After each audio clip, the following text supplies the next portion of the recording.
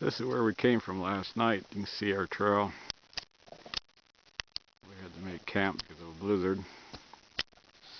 But there are no trails in this country except the ones we put in. They don't last long. They usually get blown over, covered, and we have to break trail going home. But after 3 months, get used to it. Okay, this is the direction we're going today. There is no trail, and the snow is about 3 or 4 feet deep.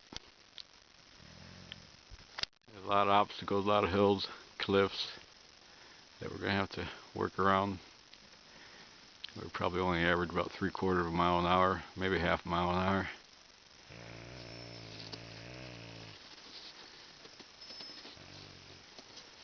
I have no idea how to get through this, but we always figure it out as we go. The 3 leaders up there are the trail breakers. They're opening up the trail for